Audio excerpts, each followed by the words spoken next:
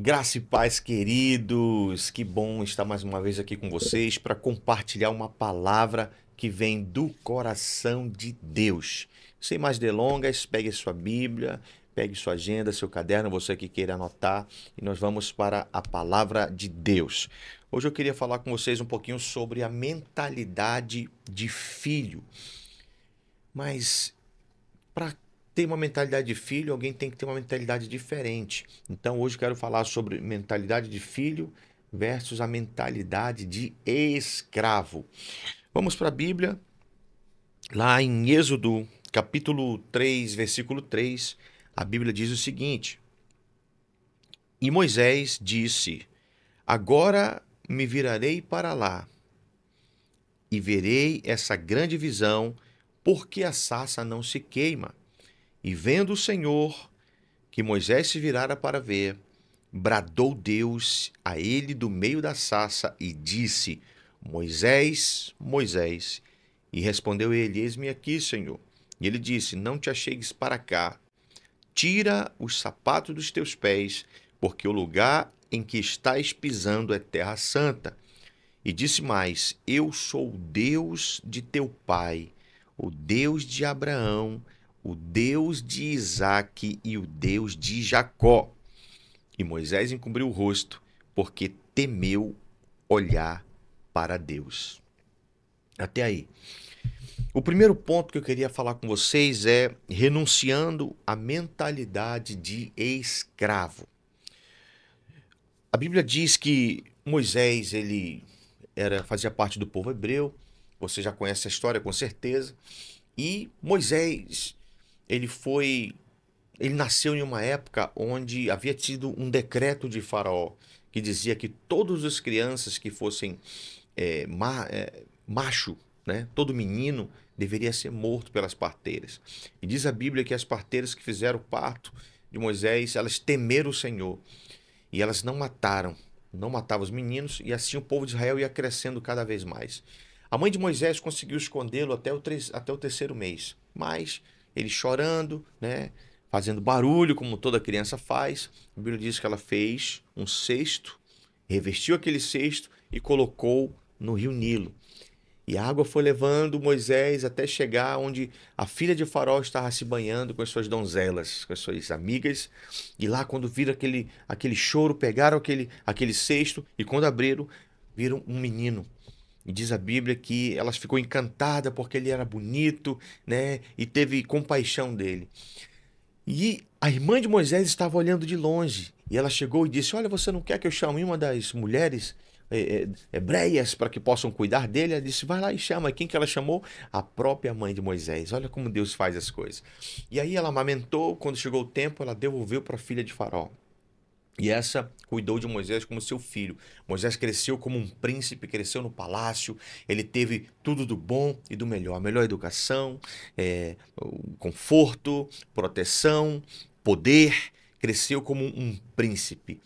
E ali ele tentou, de algumas formas, libertar, ser juiz do povo de Israel, e numa desavença com um egípcio que estava machucando o povo hebreu, machucando um escravo hebreu, ele foi e matou aquele egípcio. E tudo isso foi descoberto, né? Eu quero resumir aqui a história, que nesse não é o ponto. E aí, de repente, ele foi sentenciado à morte. Faraó estava procurando Moisés para matá-lo. Ele teve que fugir para o deserto. Atravessou aquele deserto e foi para Midian. Ficou 40 anos ali, carregando aquela culpa, quem sabe remorso, tristeza, arrependimento de ter perdido toda aquela sua vida para viver como um pastor de ovelhas no deserto. Mas foi ali, depois de 40 anos, que Deus falou com Moisés. E por que eu li esse texto? Fica imaginando um homem que um dia era príncipe, era rico, poderoso, tinha poder e autoridade em suas mãos. E depois se tornou alguém desconhecido, insignificante, estava vivendo a sua vida, mas para que Deus falasse com Moisés dessa forma, é porque algo no interior de Moisés precisava ser curado. Quando Deus disse: Eu sou o Deus de Abraão, o Deus de Isaque e o Deus de Jacó. Mas por que Jacó? se Deus já tinha moldado o nome de Jacó para Israel, se Deus já tinha tirado o nome do enganador, do usurpador para príncipe de Deus. Quando Deus diz para Moisés, eu sou o Deus de Abraão, tudo bem, Abraão é o pai da fé, é o patriarca da nação, isso é compreensível. Quando ele diz, eu sou o Deus de Isaac, uau, Isaac, o filho do pai da fé, o segundo patriarca, aquele que levou o nome do seu pai, aquele que um dia seria o próprio sacrifício, e Deus substituiu aquele sacrifício pelo cordeiro. Dá para compreender isso. Mas o Deus de Jacó, o Deus de alguém que enganou o seu pai, o Deus de alguém que usurpou o seu irmão, isso não dá para compreender. Mas que mensagem Deus estava trazendo para Jacó naquele dia, para Moisés naquele dia? Ele estava dizendo, Moisés, eu sei o que você fez. O que você fez não está oculto. Eu sei quem é você. Você é um assassino. Mas escute, Moisés, eu sou o Deus do pai da fé. Eu sou o Deus de Isaac, que também andou nos passos do seu pai. Mas eu também sou o Deus daqueles que são imperfeitos. Porque quando eu tenho um plano na vida de alguém, eu vou concluir aquele plano. E eu, Moisés, eu sou o seu Deus. E é você que eu estou escolhendo para fazer uma grande obra, para trazer libertação na vida do povo de Israel. E Moisés questionou de várias maneiras. Por quê? Porque a sua alma estava culpando. Havia uma culpa na sua alma. Por causa daquele assassinato, porque ele não era mais do palácio, porque ele não era mais príncipe, ele estava vivendo com uma mentalidade de escravo. E Deus queria tratar na mente de Moisés, no interior de Moisés, Deus queria remover aquela mentalidade de escravo e dizer para ele, você continua sendo um filho, você continua sendo um príncipe, você continua sendo, a partir de hoje você será o meu representante, Moisés. Nós olhamos para Lucas capítulo 15, a partir do versículo 11, nós vamos ver a história do filho pródigo, que pegou toda a sua herança e ele saiu para viver a sua vida, gastou seu dinheiro com bebida, com festas, com meretrizes. Diz a Bíblia que quando o seu dinheiro acabou, os seus amigos sumiram. Ele tentou ajuda com um amigo, com outro amigo, mas ninguém poderia ajudar porque eles eram interesseiros. E ele começou a passar grande necessidade, houve uma grande fome na terra onde ele estava hospedado, morando, vivendo. E diz a Bíblia que ele não conseguia emprego em nenhum canto. E ele foi ter que arranjar trabalho em um homem que cuidava de porcos. E ele alimentava os porcos com aqueles restos de comidas. E em um dado momento, ele com tanta fome, depois de ter passado tanta necessidade, ele desejou a comida dos porcos. Naquele momento ele pensou, o que está acontecendo comigo? Lá na casa do meu pai, os empregados, veja bem, ele era filho. Ele é um filho, mas ele lembrou de quem? Ele não lembrou da sua posição de filho. Ele lembrou de como os empregados viviam. Por quê? Porque ele estava frustrado, se sentindo culpado, estava se acusando e se sentia indigno de ser chamado até o próprio filho do seu pai. Preste atenção. O diabo, ele sempre vai fazer você desacreditar da promessa. A estratégia do diabo é sempre apontar os erros para você e dizer, você não é digno, você não é filho, você não é ninguém. Mas Deus hoje está dizendo para você, você é filho. Eu sei o que você fez, eu sei por onde você tem andado, mas eu te chamei, eu te escolhi no ventre da sua mãe e você é o meu filho amado. Escute, querido, a obra que o Senhor começou na sua vida, Ele vai concluir essa obra. Ele sabe por onde você tem andado, ele sabe com quem você está se relacionando, mas ele continua de braços abertos. Aquele filho, ele voltou para a casa do seu pai. E diz a Bíblia que o seu pai avistou ele de longe e correu, abraçou e beijou e ordenou que trouxesse roupas novas, colocasse um anel no seu dedo, sandália nos seus pés, ordenou que matasse o bezerro gordo e dissesse, vamos fazer uma festa, porque o meu filho que estava morto, ele reviveu, estava perdido e ele foi encontrado. Hoje, Deus está dizendo isso para você, se você que está vendo essa mensagem, está ouvindo essa mensagem, está vendo essa mensagem, é Deus falando com você, eu te encontrei, filho. Eu nunca te abandonei, nunca te desamparei. Pode vir, entra na casa do papai. Deus está de braços abertos para você. Moisés, que uma hora era príncipe, foi expulso do palácio, teve que fugir do palácio. Ele retornou como um embaixador do reino de Deus, como um embaixador de Deus, um representante de Deus. E foi através de Moisés que Deus libertou o povo de Israel. Não na condição de um príncipe do Egito, mas numa condição de um príncipe de Deus. Por mais que você tenha andado como Jacó, Deus está dizendo para você: eu sou o Deus de Abraão, eu sou o Deus de Isaac e eu sou o Deus de Jacó. Deus está dizendo: eu sou o Deus daquelas pessoas que têm fé, eu sou o Deus daquelas pessoas que são os perfeitinhos, mas eu também sou o Deus dos imperfeitos. Eu sou o Deus de Tomé, que duvidou de mim. Eu sou o Deus de Pedro, que muitas vezes era agressivo, porque algumas vezes falhou também, mas eu sou o Deus. Eu sou o Deus daqueles que são pastores, eu sou o Deus daqueles que são cristãos, eu sou o Deus dos desviados também, e eu estou de braços abertos para você. O segundo ponto que eu quero falar com vocês nessa condição é sobre a mentalidade de filho. A primeira é renunciando à mentalidade de escravo. A segunda é aceitando a sua condição de filho. Você é filho de Deus. A Bíblia diz em João capítulo 1, versículo 12, que todos aqueles que receberam o poder de se tornarem filhos de Deus. Se algum dia na sua vida você tomou essa decisão, entregou sua vida a Jesus, escute, você é filho de Deus. Você é amado por Deus. Por mais que você não tenha fazendo as coisas direito, por mais que você tenha cometido alguns erros, eu quero dizer para você que a misericórdia de Deus te alcança. Mas, bispo, o senhor não tem noção, os meus erros, eles são no nível 500. Então, a graça e a misericórdia de Deus te alcançam no nível 5.000. Você está me dizendo, mas, bispo, o meu erro, a quantidade dos meus pecados, eles ultrapassam e chegam a 5.000. Então, a misericórdia de Deus te alcança no nível 50.000. Eu sei que alguns aqui têm uma vida muito, às vezes, desregrada, e você está dizendo, mas o meu nível de pecado é 50.000. Fique tranquilo, que a misericórdia de Deus te alcança no nível 500.000. Você nunca vai ganhar de Deus. Os seus pecados nunca serão maiores que a misericórdia de Deus. Os seus erros nunca serão maiores que o amor que Deus tem por você.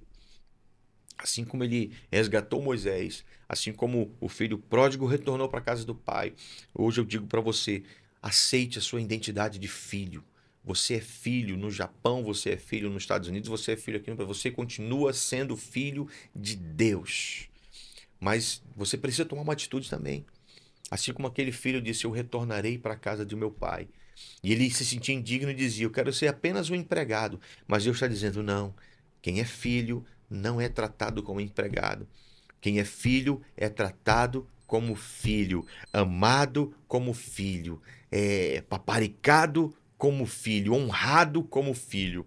Então, é isso que Deus tem para você. Romanos capítulo 8, versículo 16, a Bíblia diz que o próprio Espírito testifica em nosso espírito que somos filhos de Deus. O diabo fica dizendo na sua mente que você é pecador, que você é errado, que você não presta, que você é indigno de tomar ceia, você é indigno de cantar, indigno de louvar, indigno da comunhão com a igreja do Senhor Jesus, mas o Espírito de Deus, você sabe que ele fala no seu coração, que a Bíblia diz, Romanos 8,16, o Espírito de Deus, ele testifica em nosso espírito que somos filhos de Deus. Filhos de Deus. Você é filho amado de Deus. Lá em Gálatas capítulo 4, versículo 7, a Bíblia diz, assim você já não é mais escravo, mas filho, e por ser filho de Deus, também é herdeiro de Deus. Então aceite sua condição de filho, querido. Você é filho amado de Deus. Terceiro, a gente concluir nosso entendimento, Primeiro nós falamos renunciar à mentalidade de escravo. Segundo, e aceitar a condição de filho. O terceiro ponto que eu queria compartilhar com você é sobre o sacrifício do Cordeiro, o sacrifício de Jesus. Nós vamos ver lá em Êxodo capítulo 12 sobre a primeira Páscoa, quando o povo estava escravo de Faraó e Deus deu um comando para eles: mate um cordeiro. E aquele sangue você vai passar nos umbrais da porta. E toda a família vai se reunir naquela mesa e vai comer aquele cordeiro assado. E eu fico imaginando aquela, sabe, aquela mesa e todo mundo ao redor da mesa comendo, participando do cordeiro. E o cordeiro aqui representa o Senhor Jesus. Lá em Mateus capítulo 26, do versículo 26, na Santa Ceia, Jesus fez essa cerimônia com seus discípulos, mas ele modificou para o pão e o vinho. Ele disse: a partir de hoje eu tenho uma nova aliança com vocês. Ele partiu o pão e deu para os seus discípulos, dizendo: esse aqui é o meu corpo, que será rasgado por vocês. Depois ele pegou o cálice, abençoou e deu para os seus discípulos, dizendo: bebam, este é o meu sangue, que é derramado por vocês para a remissão de pecados. Jesus estava dizendo: a partir de hoje, vocês não vão mais matar o animal. Vocês não vão mais sacrificar o animal, porque eu sou o único sacrifício, o sacrifício perfeito por todos vocês. Olha que interessante, queridos. Isaías 53 fala sobre esse sacrifício. Que ele foi moído, ele foi esbofeteado, colocaram uma coroa de espinho na sua cabeça, cravaram suas mãos, seus pés com cravos. Ele descreve isso. E pelas pisaduras, por aquele sacrifício, nós somos curados, sarados e libertos. O que eu quero dizer com isso? Qual é o significado desse terceiro ponto? O filho, ele precisa participar do sacrifício. Ele precisa participar do pão e ele precisa participar do vinho. Qual dia Deus mudou a sorte da nação de Israel? No dia em que a família celebrou a Páscoa através do Cordeiro. Qual é o dia que Deus muda a nossa história? No dia que nós entendemos o que Jesus fez por nós através do seu sacrifício. Jesus morreu por você, querido. Jesus pagou os seus pecados. Jesus se tornou, ele sendo rei, sendo Deus, se fez homem, morreu como um pecador no meu e no seu lugar. E o que eu quero trazer de entendimento para você hoje é isso. Entenda que você precisa renunciar à mentalidade de escravo, aceitar sua condição de filho, que foi conquistada por Jesus na cruz do Calvário. Querido e minha querida, a mensagem de Jesus para você hoje é essa. Participe do Cordeiro. Se envolva com o corpo de Cristo. O que é o corpo de Cristo? É a comunhão com os irmãos. Quando você está em comunhão com seus irmãos, você se torna mais forte. Você já ouviu aquela frase que diz que você é a média das 5 pessoas com quem você mais convive? Então, quem sabe você tem andado à margem, tem andado como errante, tem andado como um filho pródigo, porque falta você relacionar-se com o povo de Deus. A comunhão, ela gera uma força. A comunhão, ela vai trazer para cada um de nós sinergia. A comunhão te fortalece, a comunhão te protege dos predadores. A comunhão, quando você está em comunhão com o corpo de Cristo, você se torna alguém mais forte, alguém mais confiante, alguém que não é uma presa fácil do inimigo. Então, participar do sacrifício do Cordeiro é isso. Quem sabe você que está me vendo aí, faz tempo que não participa da ceia do Senhor. Por quê? Porque o diabo te acusa dizendo: você não é digno de tomar a ceia. Você não é filho. Mas eu digo para você que você é filho e Jesus te fez digno de participar da ceia. E todas as vezes que você participa da ceia, todos os meses, eu faço a ceia do Senhor toda semana na minha casa. Por quê? Porque o corpo, aquilo representa o corpo e o sangue de Jesus. E todas as vezes que eu como corpo, e todas as vezes que eu bebo do sangue de Cristo, eu me sinto renovado, porque aquilo representa a nova aliança, e eu estou declarando constantemente, eu tenho uma aliança com meu Senhor. Então não tenha medo dessa acusação. A acusação do diabo não vai te levar a lugar nenhum. Acredite naquilo que a palavra diz sobre você. Você é filho amado de Deus. Você pode declarar isso? Eu sou filho amado de Deus. Eu sou o que a Bíblia diz que eu sou. Eu tenho o que a Bíblia diz que eu tenho. E eu posso fazer o que a Bíblia diz que eu posso fazer. Então eu quero deixar essa palavra ao seu coração. Renuncie essa mentalidade de escravo. Aceite a sua condição de filho e participe do sacrifício do Cordeiro. Amém, querido? Que Deus possa te abençoar poderosamente em nome de Jesus. Beijo no coração e até o próximo vídeo.